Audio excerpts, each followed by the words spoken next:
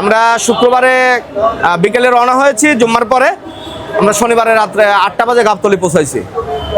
কিন্তু এখন থেকে দীর্ঘ যেহেতু শুক্রবার থেকে প্রায় 6 দিন হয়ে গেল, আমরা যেহেতু কোনো আশ্বাস পাইনি, সেই কারণে আমরা এখন প্রেস ক্লাবে অবস্থান নিলাম।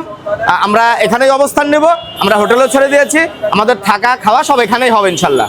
এইখানে প্রেস ক্লাবের সামনে আমি আপনাদের উপস্থিতিতে আবার নাড়া হয়েছি এবং প্রতিজ্ঞা করেছি আমি আজীবনেও আর কখনো চুল রাখবো না, আমি সারা জীবন নাড়া থাকতে চাই এবং এটা আমার মায়ের প্রতি সম্মান রেখে এবং শ্রদ্ধা রেখে।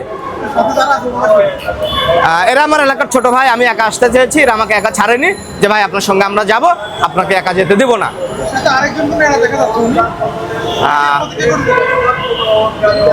এটা মানে মামার সাথে চলার ক্ষেত্রে মামাকে ভালোবাসি বিধায় মামানেরও আমি মনে করি।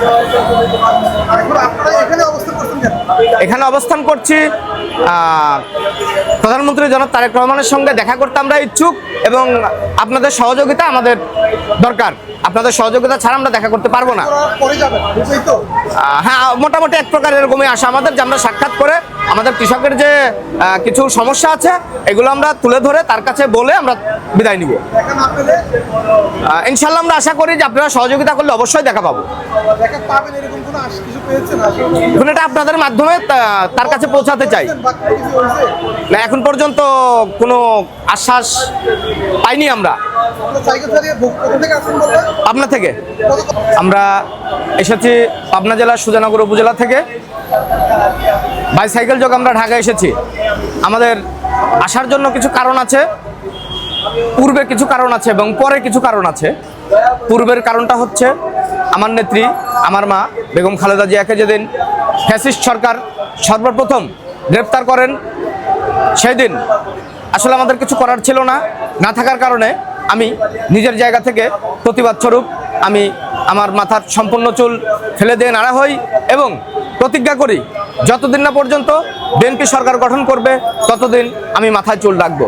ইনশাল্লাহ আমি আমার যে প্রতিজ্ঞা ছিল সেটা পূরণ করেছি এবং বিএনপি সরকার গঠন করার পরে আমি মাথায় চুল রেখে দিই এবং ওই অবস্থাতেই আমি গত শুক্রবারে বাইসাইকেল নিয়ে ঢাকার উদ্দেশ্যে রওনা হই এবং রওনা হওয়ার পরে আমি শুক্রবারে রওনা হয়ে শনিবার রাত্রে আমি ঢাকাতে পৌঁছাই। রবিবারের দিন আমার নেত্রী, আমার মা বেগম খালেদা জিয়া এবং শহীদ প্রেসিডেন্ট জিয়াউর রহমান যেখানে শায়িত আছেন ওখানে আমি গিয়েছি, গিয়ে ফাতিহা পাঠ করেছি এবং কবর জিয়ারত করেছি। তারপরে যেটা আমার কাছে মনে হলো যে আমি চুলটা রাখবো কার জন্যে, আমি যার জন্য চুল রাখা বাদ দিয়েছিলাম তাকে তো আসলে দেখাতে পারি নাই, যে কারণেই আমি গতকালকে আপনাদের মিডিয়ার সকলের সামনে ঠিক এখানেই বসে আরেকটা নতুন প্রতিজ্ঞা করি এবং সেই প্রতিজ্ঞাটা হলো আমি আর জীবনে কখনো মাথায় চুল রাখবো না। এই কারণে আমি কালকে আপনাদের সামনে আবার নেড়া হয়েছি এবং আজীবন আমি এরকমই থাকতে চাই।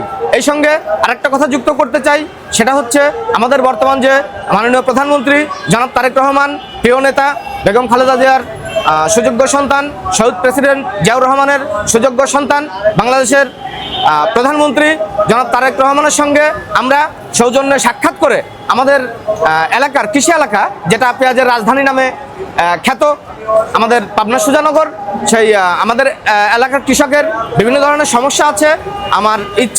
আমাদের ইচ্ছা যে তার সঙ্গে সাক্ষাৎ করে আমাদের যে সমস্যাগুলো আছে কিছু সমস্যা তুলে ধরে আমরা তার সঙ্গে সাক্ষাৎ করে আমরা ঢাকা থেকে বিদায় নিতে চাই।